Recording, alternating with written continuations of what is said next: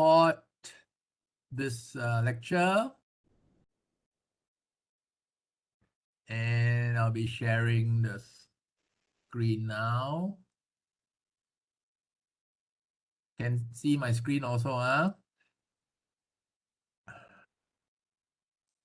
Okay, some of you are still coming in, so I might be distracted a little bit. All right.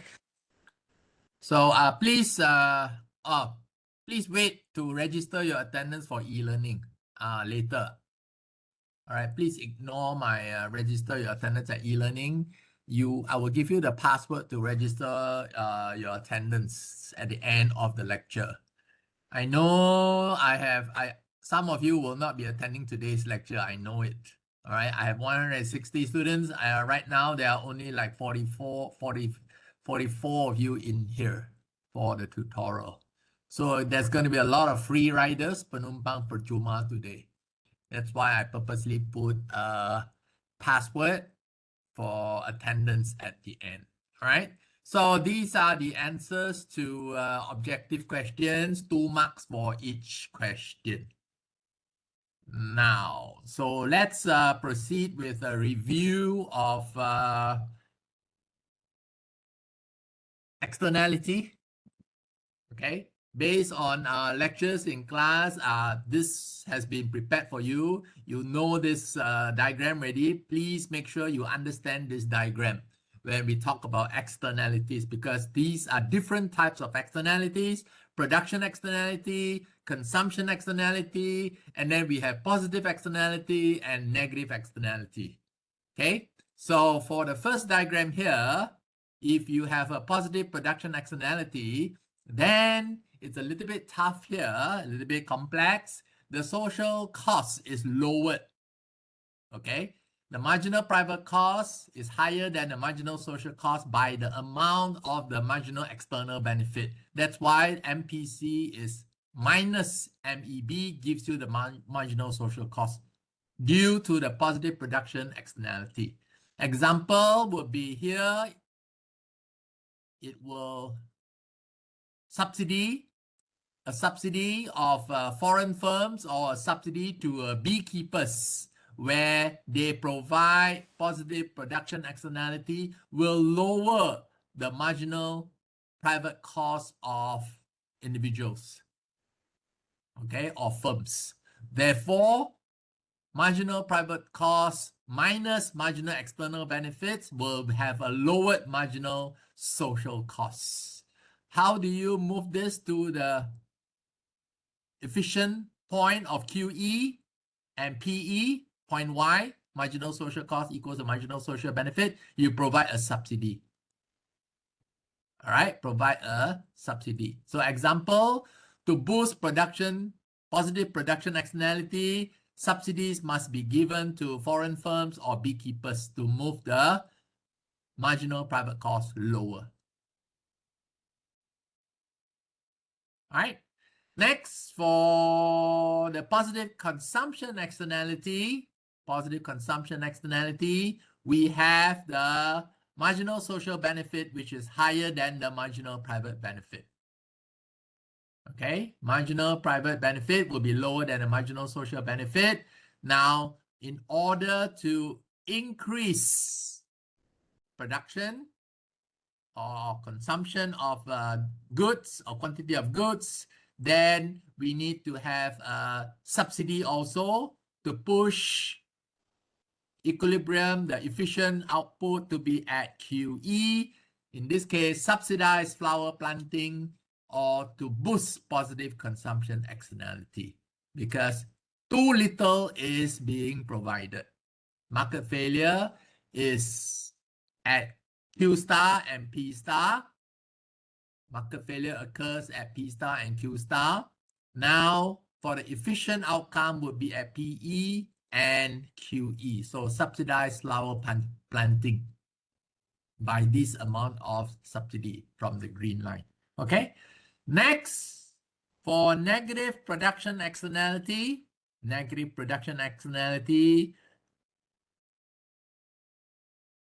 polluting firms. Examples are polluting firms. They provide social costs. They cause social cost to be higher than their marginal private cost.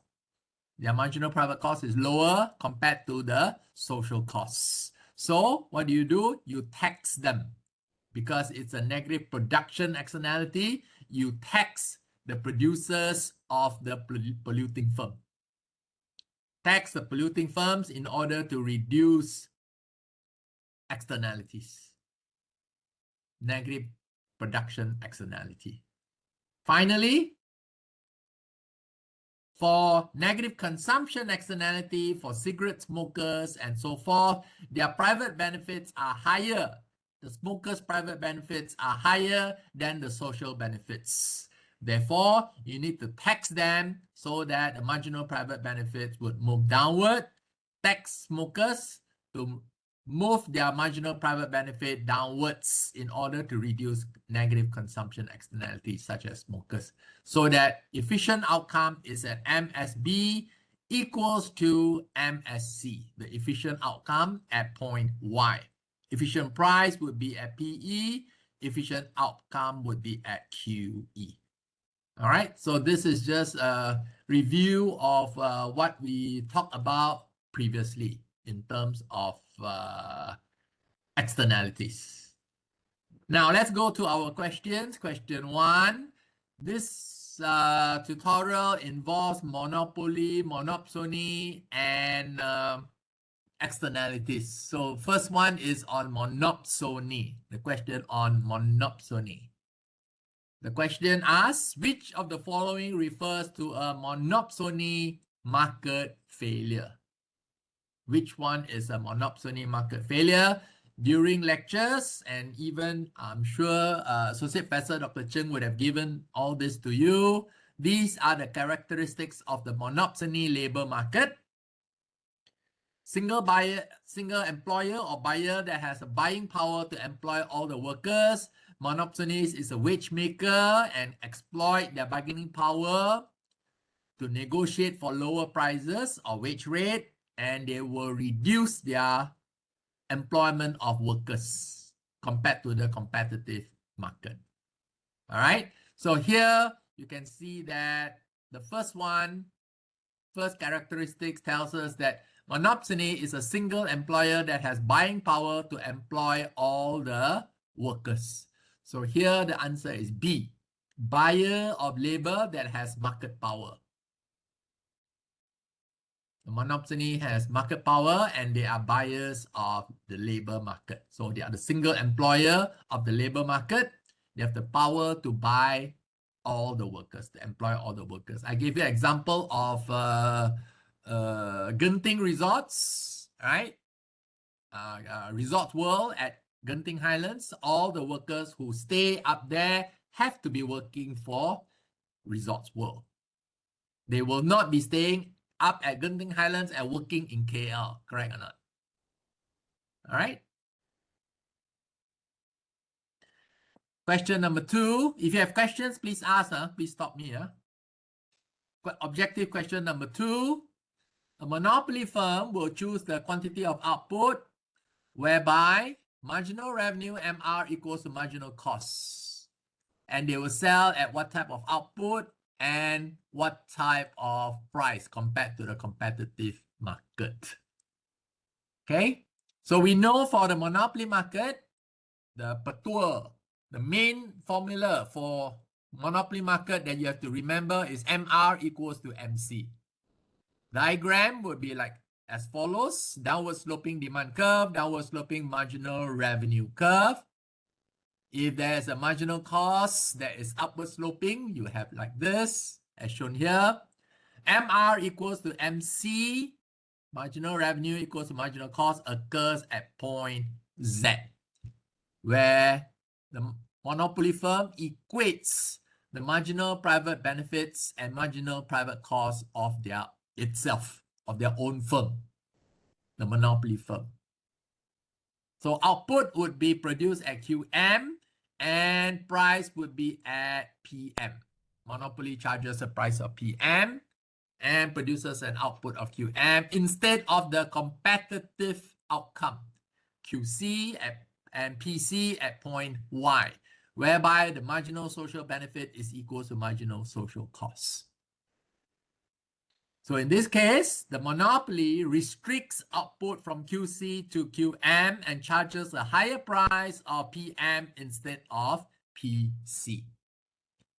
So here, monopoly output, QM, is lower than the socially optimal level of QC. The monopoly price, PM, is higher than the competitive price, PC.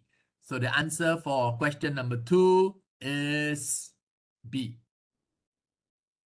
Monopoly will sell at a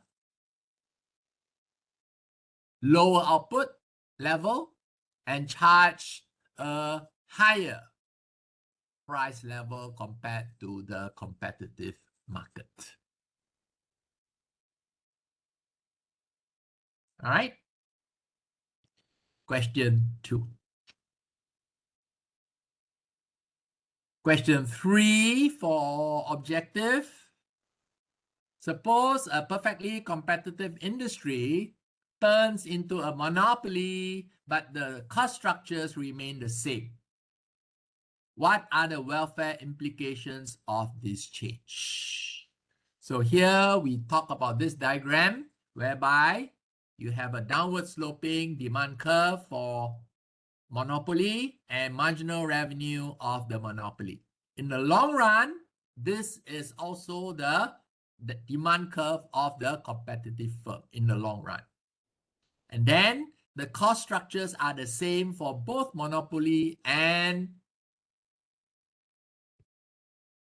the perfectly competitive market. So it is constant in this case. We also know for monopoly, MR is equal to MC, right? MR equals MC occurs at point A.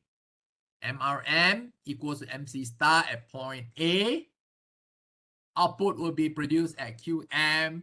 Price of monopoly is at PM. Where will the competitive industry produce? How much price and output for the competitive industry? For the competitive industry, the formula, the key concept to remember is P equals to MC. P, price, is equals to MC. We learned this from SEW201 last semester already. P equals to MC for competitive industry, while MR equals MC for monopoly. So P equals MC is where? P would be here, the demand curve equals MC at point C here. P equals MC star. Therefore, the competitive industry will produce an output of QC and charges a price of PC. Competitive industry will produce an output of QC and charges a price of PC. As far as the welfare implications of this change, what are the consumer surplus? Where are the consumer surplus for the competitive industry? Consumer surplus would be, here you can see that output is reduced from QC to QM. Price is higher, PM compared to PC, right? Okay, consumer surplus for the competitive industry would be area under the demand curve above the PC price. So this triangle, PC, G, C, gives us consumer surplus for the competitive industry. But once it is taken over, okay, once it turns into a monopoly, output is QM, price is PM, then the consumer surplus will be area under the demand curve, GB, above the monopoly price, PM. So area PM GB is consumer surplus under monopoly. Okay, so where is the reduction in consumer surplus? Where is the reduction in consumer surplus? Reduction in consumer surplus is this area, original consumer surplus under perfectly competitive industry, minus consumer surplus for monopoly, This is the area of reduction in consumer surplus after it turns into a monopoly. Then the area ABC is the deadweight loss, while area PCPMBA is the area where increase in producer surplus of monopoly occurs. Okay? Increase in producer surplus. Therefore, what happens here? You can see that the consumer surplus has decreased and welfare loss of A, B, C occurs. Because government doesn't get this area, ABC, consumer loses ABC, monopoly also doesn't get this area, ABC. So monopoly gains PC, PM, BA, producer surplus increase, consumer surplus decrease, and welfare loss occurs to the amount of A, B, C. Can follow? No questions? Then let me move to the question number 4. You have a news report. I used ChatGPT to produce this poster. Penang government proposes wind turbines on the Penang Bridge. But the above news report says that there is a conflict between two environmental groups in Penang. The Penang Green Society support wind turbines because it saves on the burning of fossil fuel. So Penang Green Society on the left, and then Penang Nature Lovers Club is on the right. They stress that wind turbines are an eyesore and destroys the landscape. Now, the question says, the Penang Nature Lovers Club argument is that wind turbines, what does the wind turbines do? So here, Penang Green Society says that they support wind turbines because it saves on burning of fossil fuel. Wind turbines can substitute for fossil fuel. They provide clean energy, according to Penang Green Society. Right? And then Penang Nature Lovers Club says what? They say that wind turbines are an eyesore and destroys the landscape.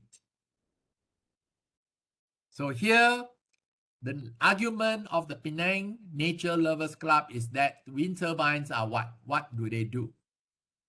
They result in a free rider problem. They reduce negative externalities.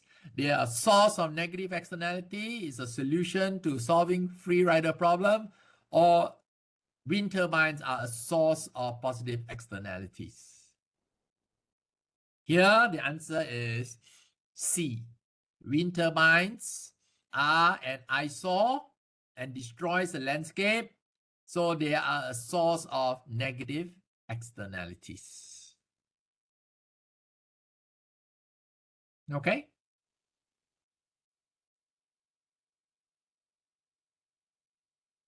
They create negative externalities. Next, another news report based on the above news report.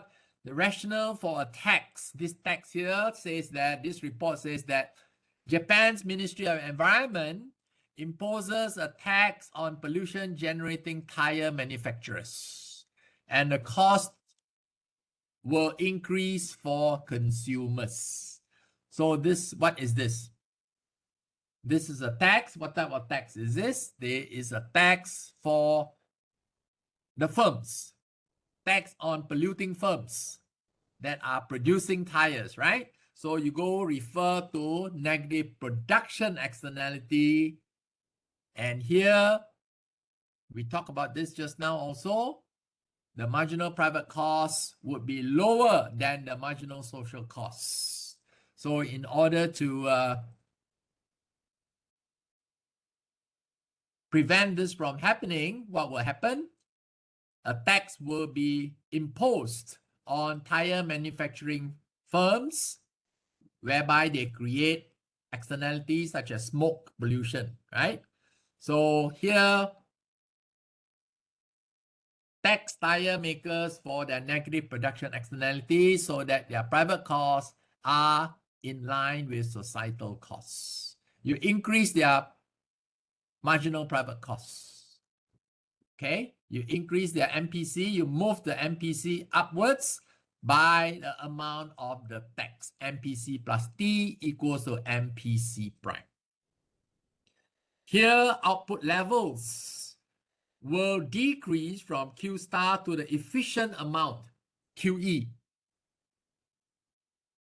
And this will eliminate the excess cost to society of having higher than optimal levels of output. Instead of at Q star, produce at QE. Therefore, based on the news report, the rationale of the tax is that it will what? It will eliminate the cost to society caused by higher than optimal levels of output. All right. By the way, I will give you the password for attendance at the end of the lecture. All right.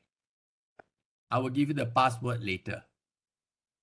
You cannot register your attendance yet. I will give it to you later. Next is question number 6.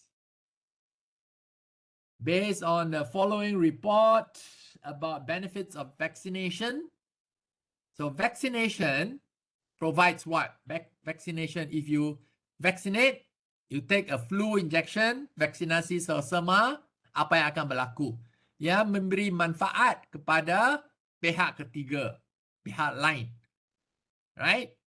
So di sini, we are talking about a positive consumption externality. Okay? Vaksinasi memberikan positive consumption externality. So here you can see from the diagram that for a positive consumption externality by consumers, the marginal social benefit is higher than the marginal private benefit curve. Marginal social benefit curve is in red. It is higher than the marginal private benefit curve. There are social or external benefits of vaccination. So it has to be added to the marginal private benefit to get the marginal social benefit. In this case, MSB is higher or greater than the marginal private benefit received by vaccine consumers. Here, positive consumption externality results as consumers enjoy private benefits from flu vaccination, but also provides external benefits to society in the form of increased protection. All right. The next question, question number 7, is actually the same diagram as question number 6, right or not? MSB is greater than MPB. In this case, MSB is greater than MPB. So the above diagram relates to a good with a positive consumption externality. Positive consumption externality. Whereby, how do we see this positive consumption externality? In our lecture, we talk about marginal private benefit, marginal private cost equals to marginal social cost. Since this is a positive consumption externality, nothing to do with the supply curve. The supply curve, private cost, and social cost curve will not shift because since this is a consumption externality, only the demand curve will shift. And here, the marginal social benefit is greater than the marginal private benefit of flu vaccination, for example. Okay? Here, vaccination provides external benefits. Added to private benefits gives us social benefits, which is higher. The vertical sum of MPB plus MPB plus MEB is MSB, marginal social benefit. The intersection at point Y is the efficient equilibrium points at PE and QE, while the point at point Z, marginal private benefit equals the marginal private cost, is the inefficient point. Lower actual price and quantity are lower, in fact. Because at Q star, you can see the social benefits of producing QE. The efficient amount is higher. Between this output level here, Q star and QE, social benefits are greater or more than social costs. Therefore, should produce or not? Should increase output of, let's say, vaccination or not? Something that gives positive consumption externality? Yes, because otherwise, X, Y, Z is the area of the cost to society. X, Y, Z is the cost to society of having Q star amount of flu shots instead of being at QE. Of having an output level Q star that is lower than the optimal level at QE. Therefore, what must happen? Increase output. Output should be increased. So here, where is the area representing the net welfare loss of producing the above good? It will be area KCM. It will be the area KCM. Okay, similar to our diagram up here. So that's why I say, please, if you have to memorize, you have to memorize, but please try to understand the 4 diagrams for externalities. Okay, next is a subjective question. Subjective question.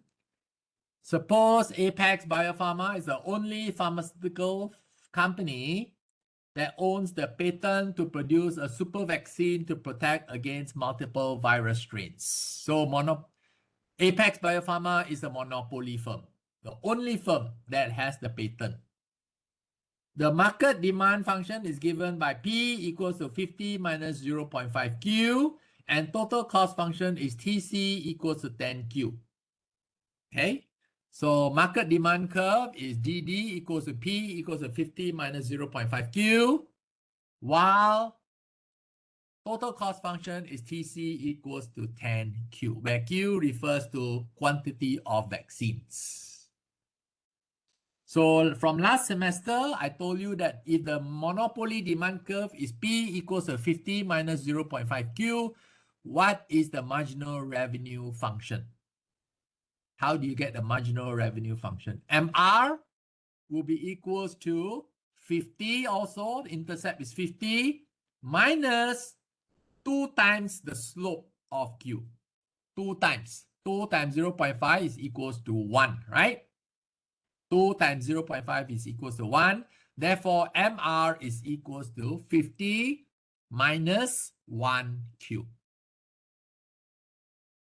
50 minus 1Q. This is MR. How do you find MC, marginal cost? Marginal cost is given by differentiation of TC over Q. Bezakan jumlah kos TC dengan Q. Jika anda bezakan ini, anda dapat apa? Bezakan TC adalah 10Q. Anda dapat MC. MC adalah bezakan TC over Q, you get 10. Marginal cost is equals to 10. Then plot. Next thing to do is you plot DD or the demand curve. You plot MR, you plot MC because you are told based on the above information, sketch or plot the demand DD, marginal revenue, and marginal cost curves of the monopolies in the diagram below. So let's plot the demand curve first. Demand curve, P is equal to 50. So intercept would be at 50 for the demand curve. What about the horizontal axis? Horizontal axis, you move negative 0.5 Q to the left. If you set P equals to 0, you get positive 0.5 Q. And then you solve for Q. Q is equal to 50 over 0.5. You get 100. 50 divided by 0.5, you get 100. You join these 2 points up, you get DD, or the price function.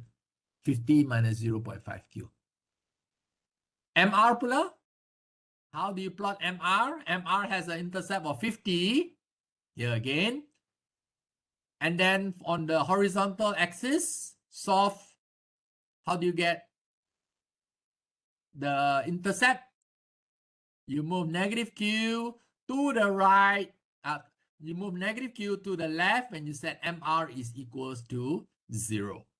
If MR is equals to 0, you move negative Q to the left, you get Q equals to 50. 50 will be here. This is your MR curve. And then MC is equals to constant, equals to 10. All right.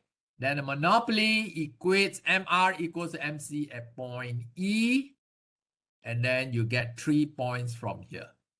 If you are able to plot the demand curve, 1 point, the MR curve, another point, and the MC curve, another point. 3 marks, 3 points here. 3 markah. Okay. Seterusnya, soalan B. Hitungkan tahap harga yang memaksimalkan keuntungan monopoli PM dan output QM Apex Biofarma. Tunjukkan maklumat ini dalam raja di atas. I ask you to tunjukkan maklumat ini dalam raja di atas. You must show me, you must put in your diagram what is PM and QM. Okay? But since we know that the monopoly will produce at point E 40 and price at point F of 30. How do you get 40 Q and 30 price? You equate marginal revenue to marginal cost at point E. MR equals to MC. Apakah MR? MR adalah 50 tolak Q. Apakah MC? MC adalah 10. Maklumat yang telah diberikan kepada anda. Selesaikan untuk Q. Okey, selesaikan untuk Q. Ambil Q, negatif Q ke kanan. Ambil 10 ke kiri. 50 tolak 10 adalah 40 unit. QM star is equal to 40 units as you can see here. Okey, kemudian selesaikan untuk PM star. Bagaimana menghitungkan price, harga. Gantikan QM star 40 unit ke dalam persamaan permintaan. Persamaan harga. So, at QM star equals to 40, substitute back to the demand function, 50 minus 0.5 times Q star, which is 40. Apabila anda selesaikan, PM star adalah equals to 50 minus 0.5 times 40 is 20. PM star adalah 30. So, PM star adalah 30. 5 markah di sini adalah apabila anda berjaya menyamakan MRMC bagi formula ini, anda dapat 1 markah. Kemudian apabila anda selesaikan QM star dan PM star, harga dan output monopoli, 1 markah, 1 markah. Dan apabila anda tunjukkan maklumat ini dalam raja di atas, anda dapat 1 markah dan 1 markah juga. 5 markah kesemuanya.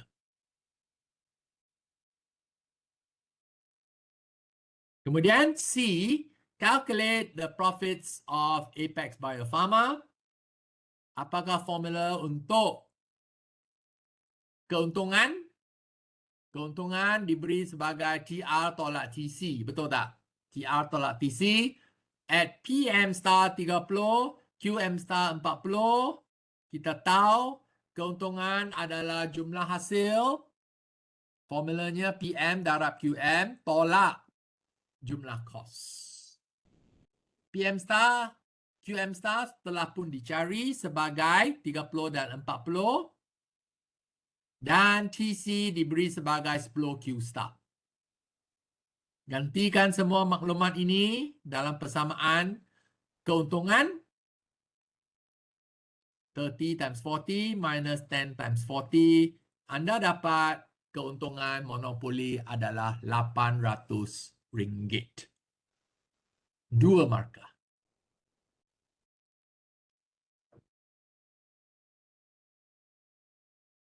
Okay? 2 markah. Seterusnya, D. Calculate the consumer surplus of Apex Biopharma and identify its area in the diagram above. Tunjukkan, kena pastikan kawasan ini dalam raja di atas. So, consumer surplus of Apex Biopharma, which is a monopoly firm, ia berlaku di bawah kalau permintaan di atas paras harga. It has to be this area here. Harga monopoli adalah 30, di atas paras harga 30, di bawah kalau permintaan. So this is the lebihan pengguna of Apex Biopharma, the monopoly firm. So untuk mencari segitiga ini, consumer surplus of this monopoly is given by half times base times height. Setengah darab dengan base dan darab dengan ketinggian. What is base? Base is 40 minus 0. This is the jarak here is 40. Half times 40 minus 0 times height. Height is 50 minus 30. Here. We get half times 40 times 20. We get consumer surplus for monopoly is 400. RM400. 2 markah untuk pengiraan ini, 1 markah untuk kenal pasti kawasan dalam rajah, iaitu yang dilorekkan di sini.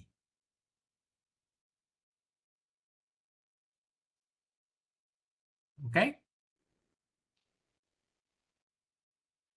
Seterusnya, jawapan E, soalan E, hitungkan beban monopoli atau kerugian luput DLM, deadweight loss, yang disebabkan oleh Apex Biopharma. We know that deadweight loss would be area apa? Apabila untuk mengira deadweight loss, kita hendak pastikan output pasaran persaingan sempurna dahulu, and output pasaran persaingan sempurna is P equals to MC. P equals to MC here, it will be out here, 80. At PC equals to MC, at point G, P is 50 minus 0.5 Q, sama dengan cost marginal 10. Selesaikan untuk Q, anda dapat 50 tolak 10 bersama dengan 0.5 positif. 0.5 Q bersama dengan 40. Q bersama dengan 40 bahagi 0.5, iaitu 80. So this is the competitive output. QC adalah 80. Seterusnya, consumer surplus at competitive output at QC star equals to 80. Price of the competitive firm would be 50 tolak 0.5 darab dengan 80. Okay, you want to find how much is the price of the competitive firm. PC star is equal to 50 minus 0.5 times 80 will be 50 minus 40, which is RM10. Untuk pasaran persaingan sempurna, PC is RM10. Kemudian, for consumer surplus of competitive firm, kita tahu di sini, di segitiga, consumer surplus, lebihan pengguna pasaran persaingan sempurna. Selepas diambil alih, yang menjadi ini, segitiga ini yang kecil ini. Seterusnya, kehilangan lebihan pengguna is this area here. Dilorekkan di sini, kehilangan lebihan pengguna. Manakala kawasan dilorek di sini merupakan kawasan lebihan pengeluar yang dinikmati oleh monopoli ini, dan kawasan EFG adalah kawasan kerugian luput, the deadweight loss, EFG. How do you calculate the deadweight loss area? Half times base times height. Here, what is the base? Base is 80 minus 40. G minus E is 80 minus 40. F minus E is 30 minus 10. We get deadweight loss for monopoly is half times 40 times 20, which is 400 ringgit. Kerugian luput DLM yang disebabkan oleh Apex adalah kawasan EFG yang mempunyai nilai 400 ringgit. Okay.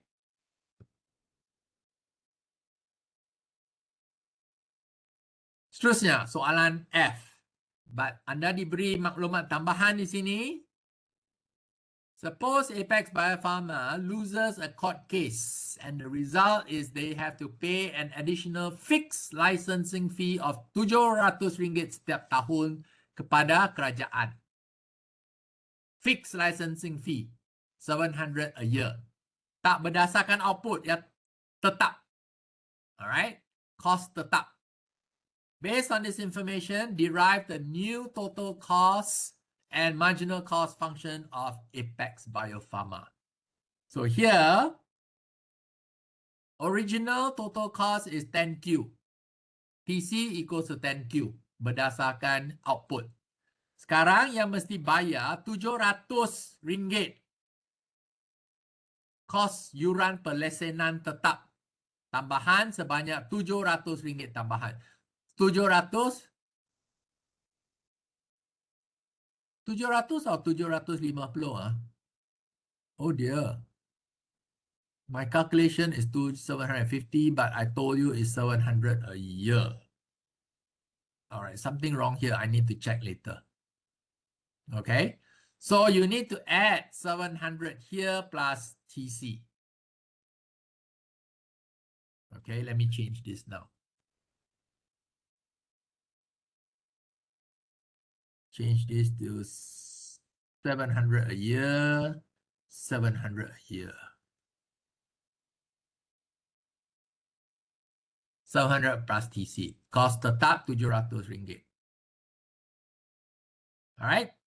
So here will be 700 plus TC. TC is 10Q.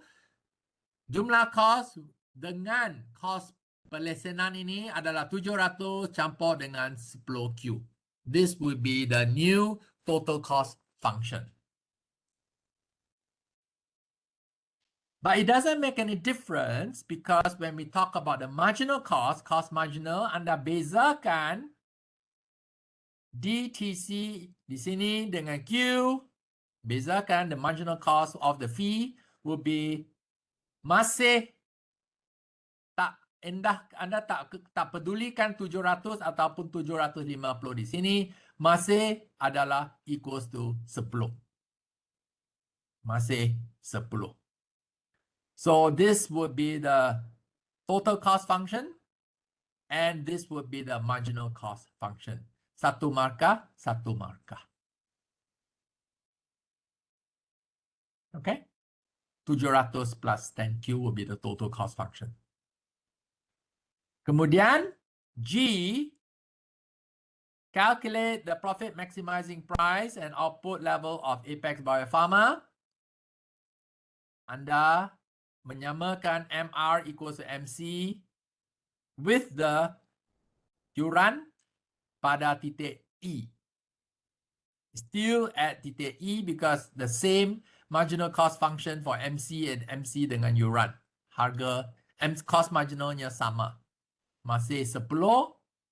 Then you just equate 50 minus 0.5Q to 10. Sama seperti tadi. 50 minus Q would be MR. And MC is 10. Selesaikan Anda dapat output yang sama. Dengan yuran tetap ini, ia masih 40 unit dan harga masih RM30. Harga yang sama. So, di sini tak kisahlah sama ada ia perlu bayar kos tambahan, fixed licensing fee of 700 a year, output is still the same at 40, and price is still the same at 30. So ini dua markah.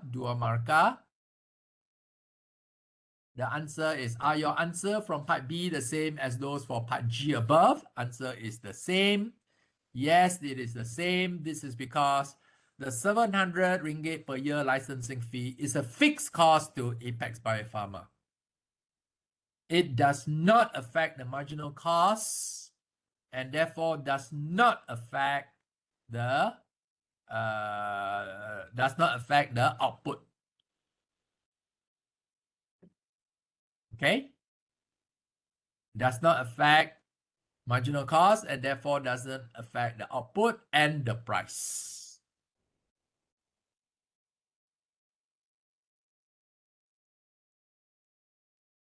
All right? Kemudian soalan 1.1 point, 1 mark. Seterusnya soalan 3 merupakan soalan yang dibincangkan dalam kuliah. I discussed this diagram in class already. The marginal private benefit and marginal social benefit curve is given by 42 minus 0.125Q. And then the marginal private cost curve is given by 10 plus 0.075Q, while the marginal social cost is given by 10 plus 0.125Q. We have this in class as a first example given to you of a negative externality. All right? So here, calculate the equilibrium P star and Q star at point Z. How do you calculate equilibrium of P star and Q star? Equilibrium of P star, Q star, you just equate the two functions. Which function?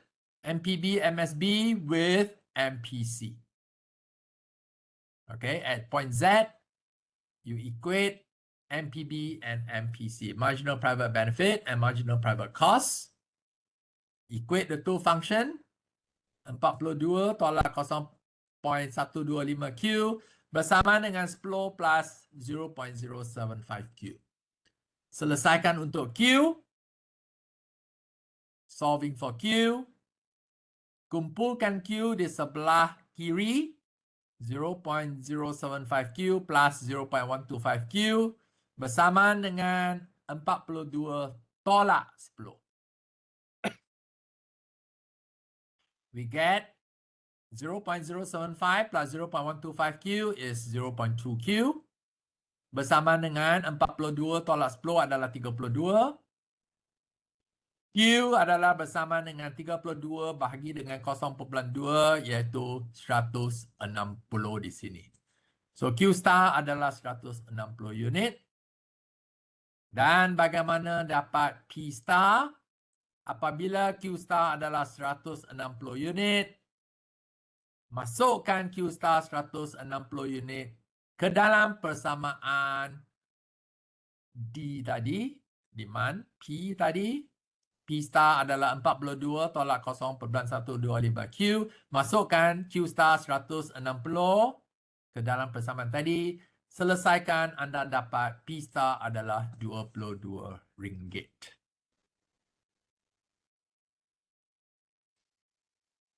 Alright. Kemudian anda disuruh selesaikan untuk 4 markah dibagikan di sini. P star, Q star dapat satu markah dan ditunjukkan di sini 160, 22 adalah satu markah.